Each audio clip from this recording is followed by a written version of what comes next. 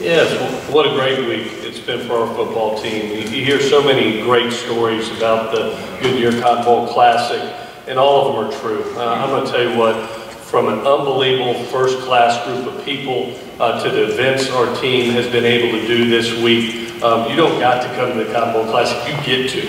And we have been absolutely blown away as a team this week. It's been a great week of preparation for our guys to have the ability to be in AT&T Stadium for 3 days and get some really good work in the venue that you're going to get to play in. That doesn't happen too often. So a wonderful week. Could not be any better for our players and our coaches, and we look forward to playing a great Ohio State football team this Friday night. Thank you, Coach. Coach Meyer. I'd also like to thank the Goodyear Cotton Bowl for their hospitality and the great city of Dallas. Much respect for the city of Dallas. And the two groups I really want to thank are the players. You know, we're two conference champions play against each other, and I don't think that should ever be lost in a conversation piece of what college football is really all about. So I know Coach Helton feels the same about his squad. They went out and won the Pac-12 championship, and the Ohio State Buckeyes went and won arguably the most difficult conference and division in college football. So thanks to everybody, but really a special thanks to our players that got us here to play in this great game against a great team with two traditionally very strong programs. I'm sure the country is going to look forward to watching this game, so thank you. Okay, we'll take questions from the floor, and I want to remind you there will be no one-on-ones. Once the coaches are released, they're going to leave immediately, so you can't talk to them anymore after we do this. So if you have a question, we'll start off in the front right here. We'll bring a microphone over, and again, your name and your affiliation, please. Coach Meyer, Kevin Baxter from the LA Times. You talked about two conference champions, the tradition, and everyone remembers Ohio State and USC, those great games at the Rose Bowl when they're both conference champions. Now you're at the Cotton Bowl. What does that say? The tradition lives on, just in a different location? It sure does. You know, this is the fans and really America wanted the playoff, and I think it's great. We've been in the playoff twice, and it makes every game count, obviously. And I have never been to the Rose Bowl. That's the one bowl game I've never been to. So hopefully get there someday. But this is, you know, this is a great bowl game. Traditionally, it's been. I was here in 1987 when Ohio State played Texas A&M, and then we were here for the BCS, not BCS, College Football Playoff Championship a couple years ago. So I think it's what fans want. Fans wanted to have a playoff. Fans wanted it, and it's worked out great. It's still, what's the great thing about this is you're going to see the Pac-12 champion against the Big Ten champion on a great venue, and that's why college football is so strong right now. We got a question about halfway back on the left side in the middle. Jerry Fraley, Dallas Morning News. Urban, you've set a very high standard since you've been at Ohio State. Would a third loss, which you haven't suffered in a while, at all tarnish this season? I'm sorry, I missed that question. Jerry Fraley, Dallas Morning News. Right. Since you've been at Ohio State, you've set a very high standard of excellence. Would a third loss, which you haven't suffered in quite a while, at all tarnish this season? Sure it would. I think our job is to go win the conference championship and go win a bowl game. So I'm not sure tarnish is the right word, to be disappointed and move on to next year. I think as I grow a little older and more experienced, I'm not going to let, you know, we're going to move forward. We don't look back. And so we're going to do all we can to go win this game. Got a question on the outside aisle. Coach Helton, if you would just talk about the Ohio State team that you're playing, some of the things you've seen and your observations and what has made them such a good team. Yeah, without question, the most complete team that we've faced. Extremely well coached on both sides of the football. I look at it defensively, and the number of opportunities you get are few because they're able to get off the field. You know, only giving up about 290 yards a game, 19 points, and the depth is what stands out to you, especially on the defensive front. To be able to have a guy coming off the bench basically as a pass rusher in Bosa and leading your team in sacks is beyond impressive. Offensively, you know, so many weapons across the field. It starts with the quarterback. Being a quarterback coach by trade, I'm just so impressed with JT. His experience, his leadership, his dynamics and charisma on the field are just evident. And to be a guy that can rush for 700 yards, but still, be a 3,000-yard passer, that's pretty darn special. And then you got to try to stop J.K. and Mike along with that, with about 6 receivers that are as good as anybody in the country. So a very complete football team, a very well-coached football team. We'll have our hands full Friday night. We have a question on the aisle, right here. Bill Livingston, Cleveland Plain Dealer. Urban, kind of following up on that, I know you said a lot about JT. In a short, succinct way, now that he's back in his home state, playing his 50th and final game, what would you like to see? What would you like to say about it? Well, JT, as we got ready to play the Big Ten Championship, he in 2014 was injured and wasn't able to hoist the trophy in Indianapolis.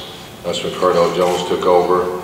The following 2 years we didn't accomplish, went to the playoff, but weren't able to win a championship, so JT was able to do that. Because I still think at the end of the day, quarterbacks are all measured. I think yards are great, et cetera, but how you really are measured as a quarterback is how many championships you won. So I really wanted to see him get that championship. And then to now be an opportunity to win a Cotton Bowl championship. So JT's done it all for us. Now it's an opportunity to close out his career in his home state and say he's a Cotton Bowl champion. Question on the second row on the left side. Adam Grossbart, Dallas Morning News. Clay, can you talk about how Sam Darnold has developed over these past 3 years? I think anytime that you're in the realm of being a quarterback in Los Angeles, California, in that type of media market, being watched on a daily basis, and you handle it with the class and character that young man has, I think is beyond impressive. Not only has he grown and matured as a quarterback, but to see his maturity as a person is just evident. And I'm in agreement with Coach Meyer as far as quarterbacks are back there. They're all measured by winning football games. And, not only JT, but Sam, both these two kids, and when they go out there, they're just winners. They find ways to win for their team. Every time that Sam's had that opportunity, when it's been the bright lights on the brightest stage, he's accomplished it. So he's one of those guys that when you go through your career, you only get few opportunities to coach a guy like that. We've been blessed to be able to coach Sam Darnold. Got a question on the aisle? Austin Ward, Atlanta 10. Urban, there have been some reports that you may have found a 10th assistant coach to hire early next month. I don't know if there's anything official on your end, but what is that position going to do for your program? What's the value of adding one more staff member, and is there a plan in place for the next couple weeks? Not really. There's been some conversation. There's nothing been finalized. I'm, like most college coaches, are trying to figure out how this is going to work. And I just want to do right by Ohio State. And we usually have transition. I think we're going to escape that this year. But yeah, I'm like most of the coaches that right now are just trying to put that puzzle together and do the very best for our university and our program. So I got some ideas, but there's nothing been finalized, and we'll certainly wait till after bowl week. Question right next to him. Tim May, Columbus Dispatch. Urban, how much time have you been able to spend on evaluating Dwayne Haskins Jr., Joe Burrow, and Tate Martell this preseason? Because obviously in the spring it's going to be a huge battle. Sure is, every day, and excited to watch him go. I really respect all three players, and that's the kind of depth that you need. We saw what happened several years ago when some third-string quarterback jumped in there and did pretty good for those final 3 games. So they all have somewhat different skill sets, which is a little bit of a challenge for us, but it's also a lot of fun to approach those guys, and they've been outstanding the last few weeks because we've been given a lot of reps too. And I usually keep the young guys afterwards, let the old guys go in and keep the young guys out, and we practice some extra reps during bowl practice that we always have, and you realize how good those 3 guys could possibly be. Got a question on the front right side. For Urban, Bill Rubino from the Columbus Dispatch. A little bit along the same lines. A lot of this bowl preparation has been about looking at younger players. You're going to have a lot of turnover next year. Who are the young guys that have kind of caught your eye that have developed during this bowl prep? See, Bill, I just don't, I've never looked at it, this bowl preparation is about going to win a game. You know, I hear people say, well, it's all about developing young players. That's not what we do. Now, I'll keep some guys afterwards and work with them, but bowl preparation is about going to play a team that if you're not ready, they'll beat you and beat you bad. So I want to make sure that no, bowl preparation in Ohio State's about doing everything you possibly can to win that game. Now, afterwards, we work with some young guys, but that's not what bowl practice is. I hear coaches say that sometimes, and I disagree with that. This is a game. This is an opportunity to go win a game that against two conference champions. So I just always try to stop that when I hear that the whole preparation is about development of young players. Not necessarily. I mean, we're going to try to go win a game, but we develop young guys along the road. That's our job. So that's part of it. Question on the outside left. Coach Helton, we see the sack numbers about your defense. If you would talk about what makes your defense so special. I think I'm very fortunate to have Clancy Pendergast as our defensive coordinator and what he brings to the table on a weekly basis. I think he's done a great job of fitting our personnel within his system and to take young men like Uchenna Nwosu and Rasheem Green. It's not just one specific guy. It's a host of 5, 6 guys, and somebody shows up different each and every week. I think our kids truly believe in the system. They approach each game with a sense of enthusiasm because they know it's ultra aggressive, and that's Clancy's personality. But it's a bunch that has really bought in together, work together, compete together, and celebrate together. I've never seen a bunch that's so happy for the other guy when he makes a play. And they kind of feed off each other. They had a huge challenge coming into this year. They wanted to make a statement because the numbers were down a little bit a year ago. And they really took it to heart, and credit them and to credit their coaches. I think they've done a wonderful job this year. Question on the front right.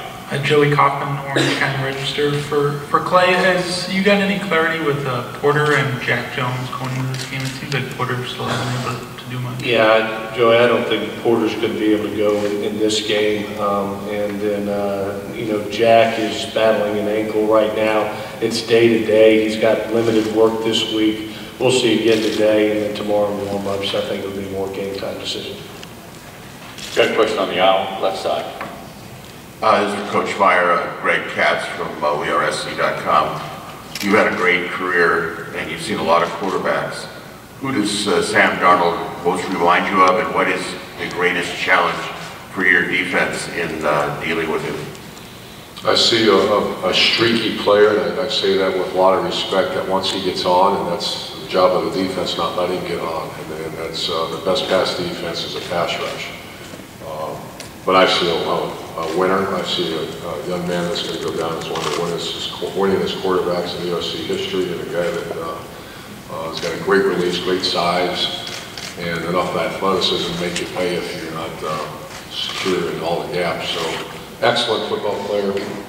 And, the guy that, I know we're talking about Sam, but the darn tailback now, we haven't heard as much about him, and I started watching him on videotape, and it's hard to say he's not as good as we face Barkley at Penn State, who's terrific, will be a top 10 pick.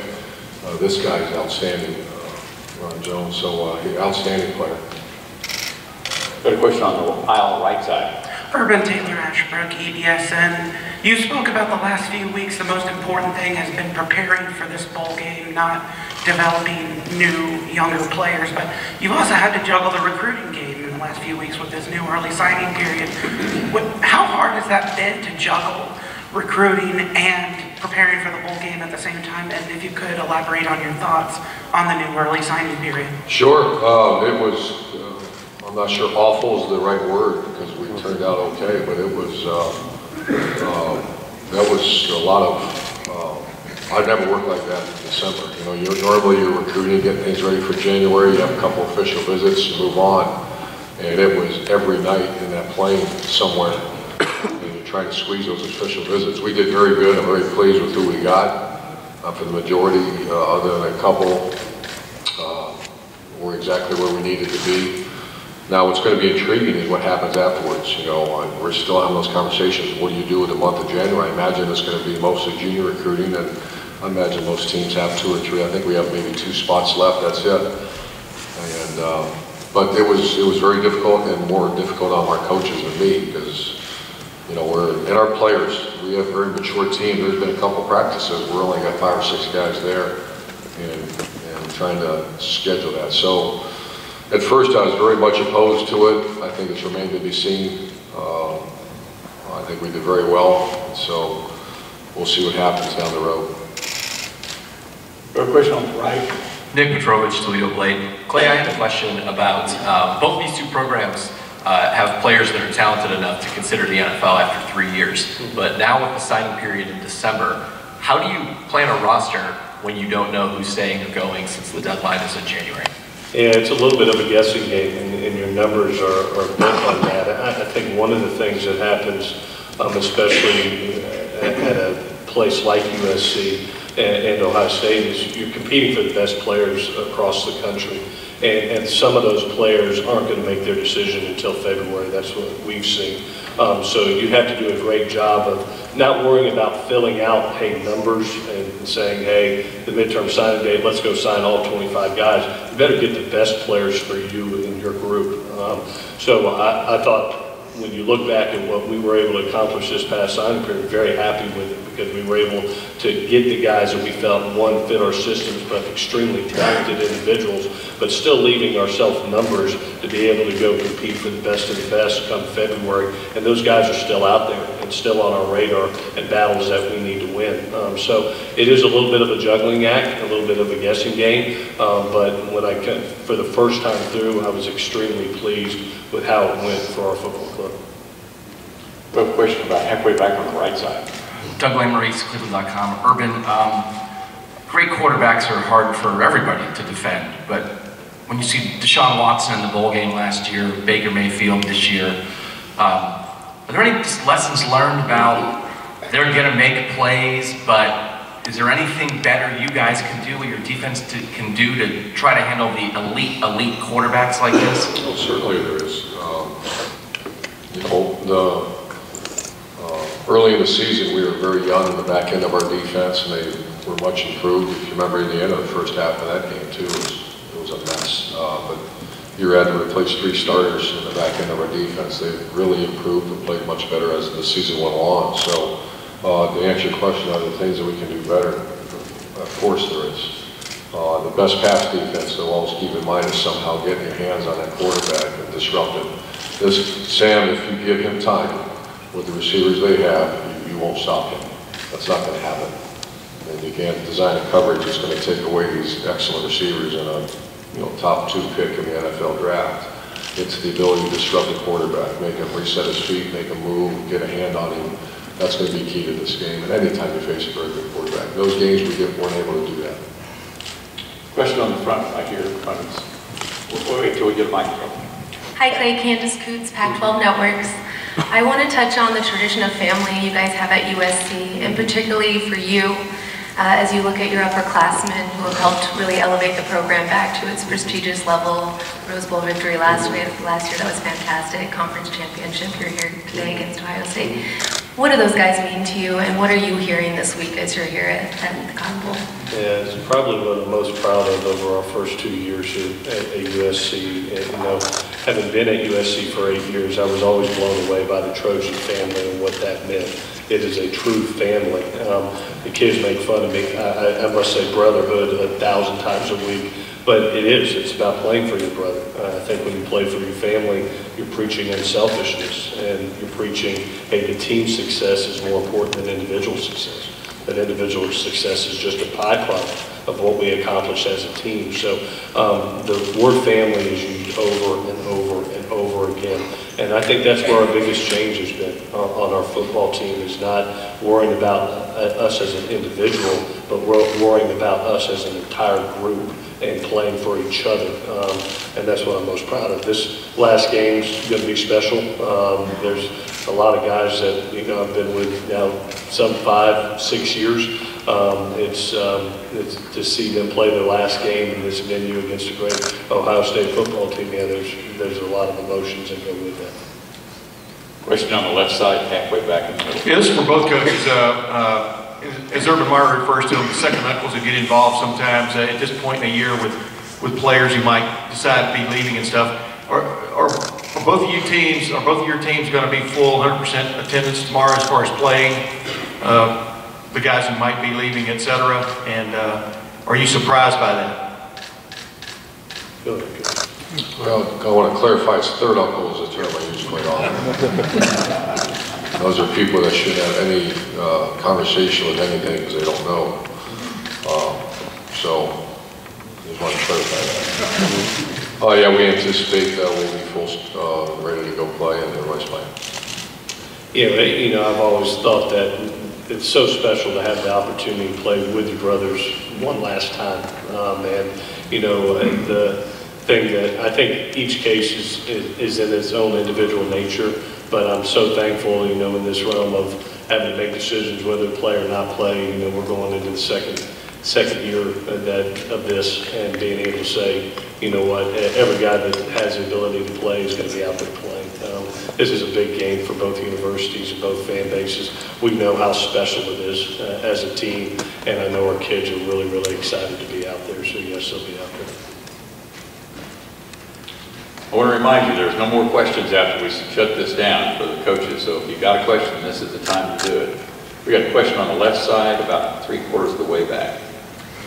Taylor Hetrick, UTA Communications. I was just wondering, you played for your father back in Houston and you saw his style and influence of coaching. Does that direct your style of coaching and your approach to this game? I learned everything from my dad. My dad's my hero, my mentor, and I still call him 3 times a week. I think any gentleman or any coach that's had over 40 years of experience, both at NFL and college level, and that has that much love and compassion for you, be listened to. And he's a guy that, as a matter of fact, flying in today. I can't wait to give him a big hug. But he's had a lot to do with how he's taught me how to be a husband, how to be a father, and how to raise kids in the college game. So very, very thankful and blessed to have him in my life. Thank you for that question. We got a question on the right-hand side. Urban, this was the last game for any of the guys from the 2013 recruiting class. You had so many of them are already in the NFL having success, and then guys like JT and Billy Price. Just as you think about that group that you and your staff were able to bring in at that time, what have they done overall? We've asked you about it a million times over the years, but that 2013 class, in the end, how would you describe what they did for Ohio State football? Good question, and I remember the introductory press conference talking about my home state and making the great state of Ohio proud and everything we do on and off the field, and they haven't been perfect, but they've been pretty close. And they won a lot of football games, they've done it the right way. You don't hear many issues that we have to deal with off the field. The graduation rate is going to be 100. Every one of those players are going to graduate. Something we started several years ago, the Real Life Wednesday program. Every one of them with job opportunities waiting for them.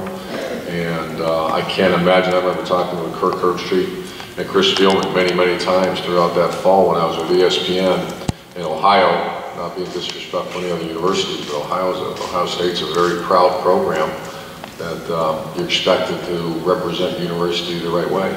And I think that group in particular have. And I want to make sure they'll never be forgotten, because I know I'll never forget them. If I could follow up quickly about one of the guys in that group, Eli Apple's had some issues in the NFL the past couple of weeks. Just what is your take on that, knowing Eli and like you do? Eli was fantastic for us. 0 issues, and I don't really know. I know he came back to see us, and we chatted for a little bit. As soon as this game's over, I'm going to try to get in the middle of that one and find out, because of our love we have for Eli. I know our players have talked to him a little bit. I don't know the whole, so it's unfair for me to comment on the situation, but you guys covered Eli for 3 years. And Eli was fantastic for us, a team player, and always put team before self, and became one of the best corners in college football. So. We got a question on the left, and they'll go to the platform. Urban, it seems that Larry Johnson felt like he needed to address his future, put out that he wasn't going to be retiring or sticking around. Did you have concerns that wasn't going to be the case with him? And I'm sure that you're obviously happy to have him back, given what he's provided that unit over the last couple of years. Yeah, Larry's fantastic, and when a coach talks, you know, when schools go talk about like their staff or other things, I don't understand that. That's something we don't do. We have plenty to sell on our program. So Larry felt, I didn't even know that was going on because I don't get involved in that. But when he came to me and said, I need to do this, or because school's using this against me, first of all, I'm like, well, really? You know, so they now know your career plans. You know, I'd love to be that parent, because my kids were recruited, and someone comes in my home and starts talking about Clay Helton. I'm like, what are you talking about? You don't know the man. So I felt, you know, I was not involved in that. When Larry said that, sure, go ahead, Larry, and do what you got to do. We support you 100%. We have a question on the platform. I doubt if you can see them, but they're on all the way to the back on the right-hand side. For Coach Meyer, Steve Hellwagon, 24/7 Sports.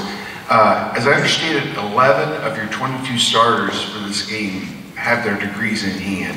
Just how rare is that to be with a group that has accomplished that, and what does that mean for them to go on to whatever their next step is and have that degree in hand? Now there's a softball question. Make sure we give him the microphone. I don't imagine it'll be on everybody's blog. You know, it's amazing. We had 9 juniors leave for the NFL draft 2 years ago, 6 last year, and then the guys you just mentioned, the 5th-year guys, and Billy Price is going to leave with a master's degree. Some guys have already got progress towards a master's degree, and that's what goes back to the same question about the 2013 group, that it's a very strong, healthy program because we recruited the right kind of guys. And no one's ever claiming to be perfect, or we would have never lost a game. But I think when you look at this era of what those kids did for Ohio State, for the great state of Ohio, for their families, and for college football, it's going to be a very positive memories for what those kids have done. And more than just great players, but who they are. And I can't wait to, you know, get around them. It's one of those days, one of those deals. Listening to Clay talk about his program is there's times in our careers that you are not excited about to get to work. And there's other times where you just go as fast as you can to get there to see your players. That's this kind of group. We got a question in the middle left. Yeah, Urban, you talked in the past about trying to get in touch with Ezekiel Elliott and the season after some of the issues that he had over the summer. Being here in Dallas this week, have you had any chance to be in touch with him, or do you anticipate that at all? I texted him, and then also I anticipate he's going to be with us for the game. We have a question on the front left. Ari Wasserman, The Athletic. Urban, you guys have spent a lot of time recruiting Southern California. USC's been recruiting Ohio for the past few years. How often do you bump into USC, and how tough has it been just day to day in your recruiting process, trying to out-recruit and recruit against USC? Not very often. You know, I think, you know, we have our home turf and our footprint, and same with USC. You know, we'll go out there and cherry pick like USC does, and if we believe you're a first-round draft pick or an elite player that has some type of tie, you know, Marcus Ball had a lot of ties to Ohio. His aunt who lived right there in Columbus. Wyatt Davis is a young man that came to play for us, who's going to have a great career for us. We anticipate that just had some ties that he just almost followed Ohio State. So it has to be a unique situation to travel that far. And so we don't, to say we blanket the state of California, we don't do that. And Clay, you spent a lot of time in the last few years in Cleveland and Cincinnati, given the way that Ohio State has had a pretty solid track record of keeping their best players at home. Why did you feel it was worth your time or worth USC's time to go up and recruit Ohio the way you guys have? Well, we have the same philosophy as Coach Meyer. And, you know, to be able to leave the West Coast, one, it has to be a first-round draft pick talent that we feel, and then two, there has to be some type of fit that we feel that we can drag a young man thousands of miles away. Because when we look at it geographically and where we recruit, our study has shown there's 125 Power 5 players signed a year in Southern California. You know, we're either going to sign those young men or we're going to be playing against them in our conference. So when you look at our breakdown on a typical year of signing 25 men, anywhere from 20 to 22 are going to be West Coast. Then you're going to have guys that come from other areas. A Leonard Williams coming from Daytona Beach, Florida, maybe a Nelson Aguilar coming, from Tampa, Florida. That there was just the right fit.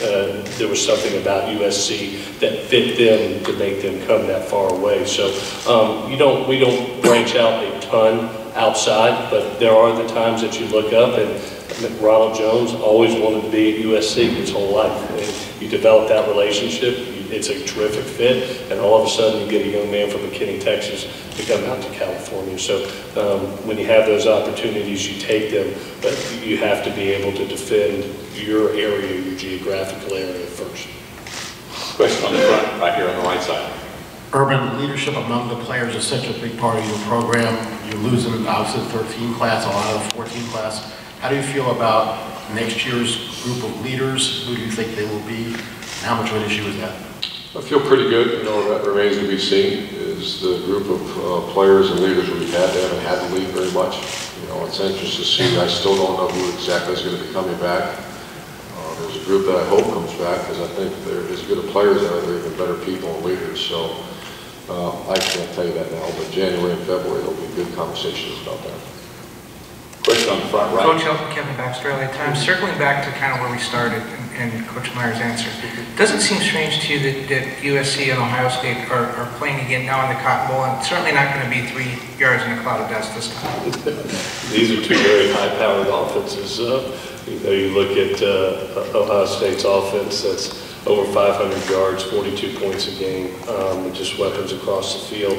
This is going to be an electric football game, and it is one of those great games, I think, that are out there that people are going to be watching from not only the two universities and the football teams, but I think about everything about this game, even our bands. You think about the tradition of how great these two bands are coming together. This is just a classic matchup on every level, and I think it's great for college football. This will be able to happen, and then to happen right here in Dallas, Texas at the Cotton Bowl. How fun is that? To be able to say, hey, you got to compete against an Ohio State in the Cotton Bowl. It's a special thing for our university. Question on the left. Urban, you mentioned the 3 quarterbacks that are coming back next year for you guys have different styles in Tate and Joe. I was just wondering, how tough is it to have a quarterback competition when you have 3 guys with different skill sets? How much does your offense change if you're a pass first guy or a dual threat, if you see what I'm saying? Is it going to be tough to have a quarterback competition and move forward in your program when you have guys with 3 what seem to be very different skill sets? Yeah, I think there's an appropriate time to talk about that. It's the day before the Cotton Bowl's not won, because I would not give it justice because I'm not thinking about that. So I think in the spring we'll have great conversations about that. And I've always believed that you fit your offense around your personnel. When I hear a coach say, well, it just doesn't fit our scheme, change your scheme. And so we'll be fine whoever's our quarterback. We'll adjust to that person. But to go through each quarterback right now, I'm not prepared to do that. We've got a question on the front right. For Clay, Joey Kaufman, Orange County Register. You guys talked this season about how winning a conference title that hadn't happened in 9 years was important. So how important is winning this game in terms of making sure there's no sour kind of taste at the end of the season or having people forget about that just because it's a long off season? Well, I think you approach every game like we have, Joey, and we try to go 1-0 every week, and here's our opportunity to try to accomplish a 12th victory. That's special. A 12th win has only happened 4 times in 125 years for USC football. So to be able to have that opportunity against a great Ohio State football team is a very important game for us. It's the next game, and it happens to be our last as a football family. So it is our Super Bowl. It is our opportunity to go out and put our best foot forward. We saw what being able to win a January 6th bowl game, a January 6th bowl game last year did for us, and winning the Rose Bowl and how that momentum carried over into the offseason as well as recruiting. So you do go out there with every intention to put your best foot forward. I've loved our preparation over the last 2.5 weeks for this game, and hopefully we do. Hopefully Friday night we put our best foot forward and hopefully accomplish our goal. This is going to be the final question for this morning. This is for Greg Katz from WeAreSC.com. It's for both coaches. You know, we get politically correct answers, I think when this question is presented, but I would really like to appreciate your take on it. When you see a matchup like we have here, these are winning teams, these are championship teams. You know, you go to most state playoffs in high school, you see the champions go on to the playoffs, the natural process with some large teams added in. But how do you feel? Do you feel like this game is evidence that while a 4-team playoff is better than maybe the past situations, that when you see a game like this, two teams that really take the whole country, you got the West Coast looking, you got the Midwest looking, does part of you say, you know, maybe an 8-team playoff is something we should consider?